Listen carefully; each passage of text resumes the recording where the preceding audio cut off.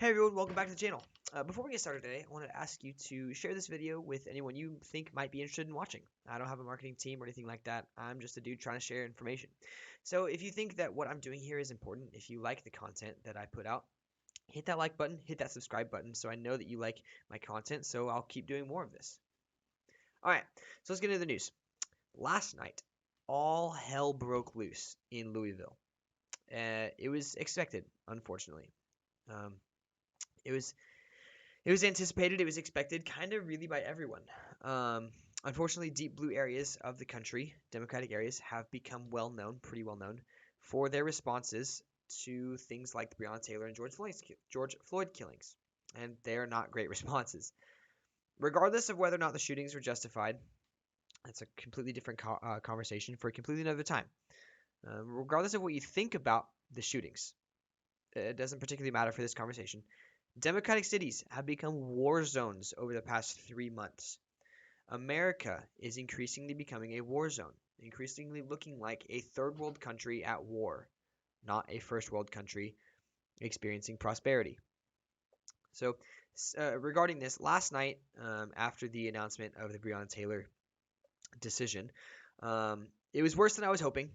I was hoping it would be a lot better than it was, but it wasn't as bad as I was expecting it to be. I was expecting Louisville to be just in complete chaos and disarray, burned to the ground this morning, and it wasn't. Thank God.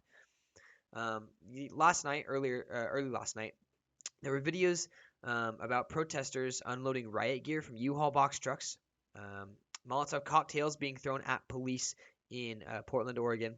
That one's not surprising. Portland's been a war zone for a while now. And in Louisville, 2 police were shot. One of which was black. I guess his black life didn't matter, apparently. So I'm going to talk about these 3 things, as well as why this is bad news for Democrats across the country. So, first thing we're going to talk about is this U-Haul box truck situation. So the original story was there was a camera view on the other side of the crowd, and all we saw, it was like a 15, 30-second clip. All we saw was people unloading these giant banners out of the truck. And so that's originally all it was. They're like, oh, they're just unloading banners for their unorganized protests. And it's like, okay, well, first of all, these protests, as you call them, are way more than just unorganized. They are very organized. And second of all, these banners have historically been used to hide weapons like baseball bats and bike chains and riot shields. And so then now we actually have this video of them unloading shields.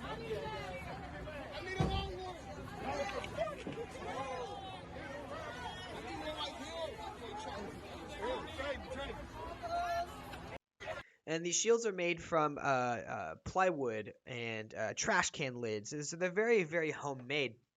But they're meant to stop rubber bullets. That's it. And so these protesters are taking these shields, hiding them behind these banners and in their crowds, and they're marching against police so that no one can stop them. They are marching through so that they can cause damage. That is why they are there.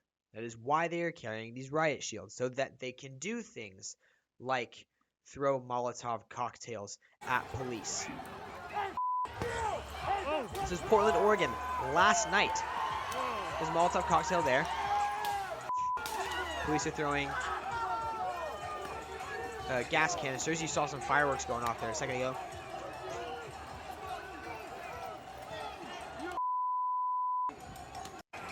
Here's another angle. See them light the cocktail, throw it into this crowd of police officers.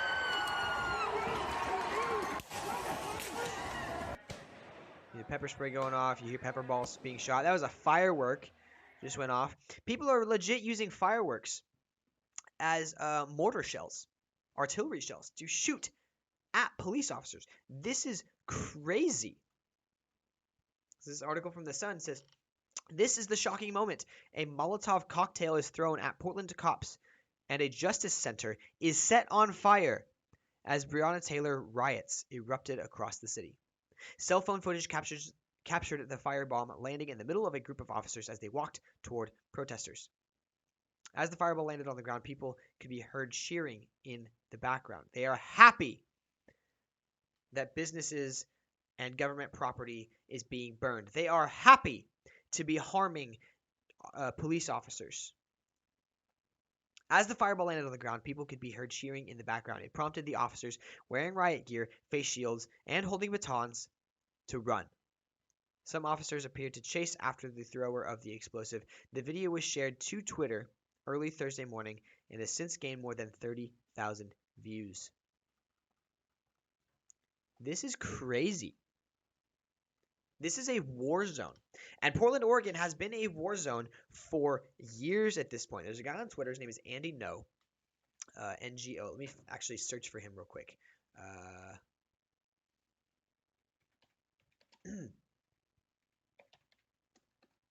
And he has been there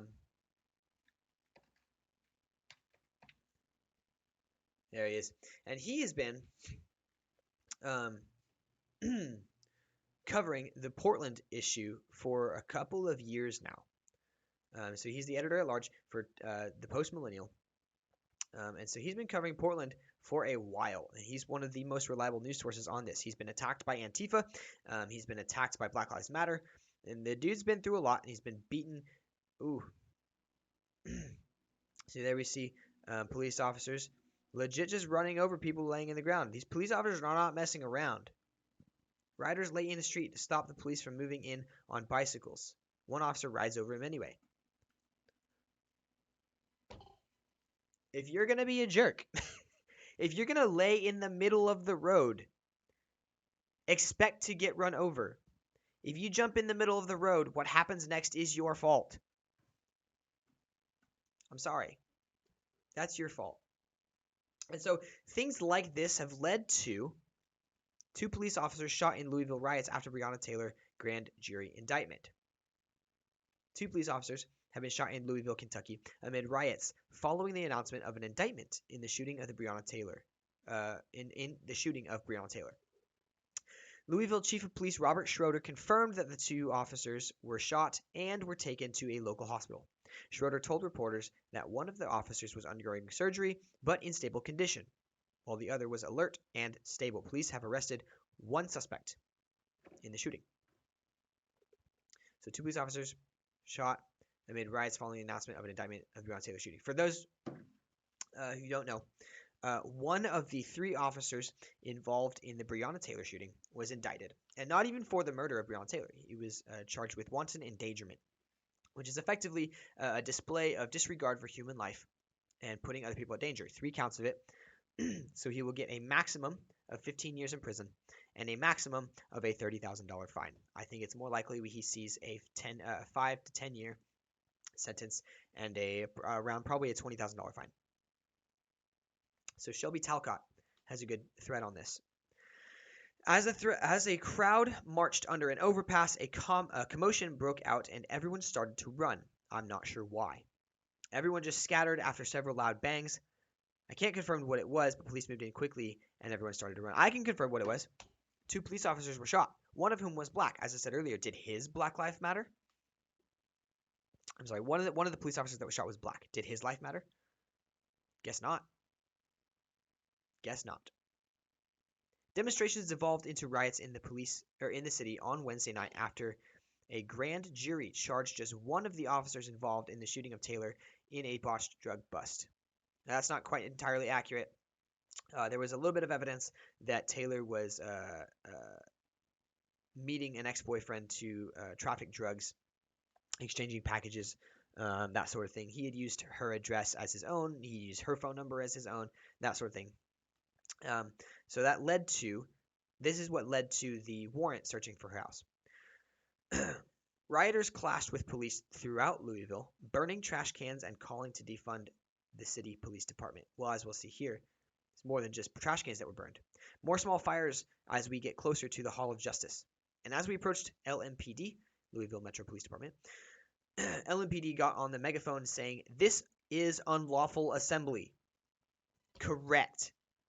This is unlawful assembly. You have the right to say whatever you want. You have the right to walk down the street screaming death to America. I may not agree with you. I may think that makes you an awful person. But you have the right to do so. And I will fight to the death for your right to do to say such things. But when you start firebombing police, when you start setting local businesses on fire, that's where I draw the line. That is a line crossed, and I'm not willing to defend you anymore. Mob justice is not justice. Let me make this abundantly clear. Justice is giving someone something that they deserve. Punishment, usually. Okay? Mob justice is punishing nearby innocent people for something that they had nothing to do with. This is mob justice. This is not justice. Demonstrations and riots broke out in other cities, including New York and Washington, D.C. New York saw large crowds chanting, "No justice, no peace! No justice, no peace!" outside Barclays Center in Brooklyn, while black-clad demonstrators in Washington passed through the DuPont Circle area. No justice, no peace. There you go. You kill one black person, we're willing to burn down the entire city government. We're willing to break into Starbucks. This is not justice. This is anarchy. It is disgusting. And it's causing a big, big problem for the Democrats, as we're about to see. So according to this civics tracking, this has been tracking support for Black Lives Matter over the last couple of years. Here we go, all the way to January 2020. We've been seeing a little bit of growth since January 2018. So we get to January 2020, all the way to April, bam. We get to COVID-19 data by race. So that's when we found out that COVID-19 was killing black people at a higher rate than white people. So people see that. They're like, oh, weird. Okay. And boom, 14%. We see a 4% increase in support. And then the Ahmaud Arbery. Ahmaud Arbery, that's the word. Disgusting, really disgusting video. It appears to be, by all accounts, racially motivated.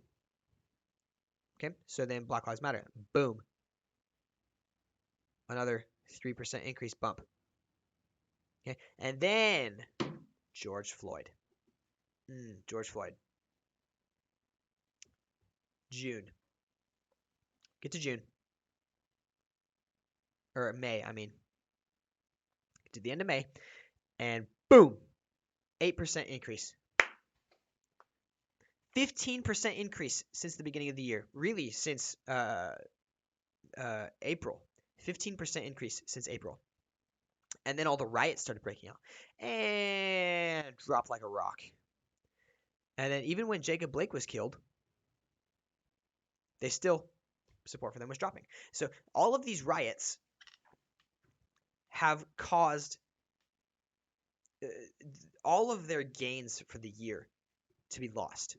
All of the gains they made from the year were lost. They overplayed their hand. No, the chants, no justice, no peace, and death to America was too much for Americans to handle. Americans at large didn't like the message. And so now, net support has dropped. So why does this matter? Well, let's hop on over to Donald Trump poll. So we see right in here, June was when his support started to stabilize a little bit, 39%, 40%. And then what happened in July? Boom, he starts putting an end to the riots, immediately jumps up 2%. What happened in July here? The riots started becoming really widespread. And no one did anything about it for weeks on end. No one did anything about it for weeks. So Donald Trump finally said, fine, I'll do something about it. And so he deputizes local authorities in Portland. He sends in federal authorities to places like New York and Portland. And he says, take care of it. Keep Americans safe. So he puts an end to the riots. And so his support jumps 2% immediately. Like him, hate him, Doesn't matter. He put an end to the riots. He's keeping Americans safe. This is not keeping Americans safe. This is terrorism. Throwing firebombs at police officers for something they didn't do. That is terrorism. And now you've overplayed your hand and you're losing support. And it really doesn't play well to the Democratic narrative of vote for Joe Biden, elect Joe Biden. At least he's not that guy. That message doesn't play well when all of this is happening in very blue areas. It's not happening in red areas. It's not happening under Mitch McConnell. It's not happening in Florida. It's not happening in Texas. It's happening in Chicago, Portland, New York, Louisville. Kentucky might be red. Louisville's very blue. So, all the Democrats have to do to win the election and to keep Donald Trump from winning re-election is to stop burning things down.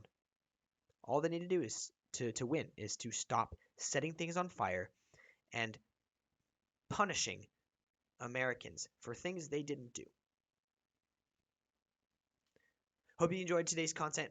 I'll be here back tomorrow, approximately the same time. I'm hoping to have a conversation with a friend in Louisville, Kentucky, about Black Lives Matter. I will see you here then.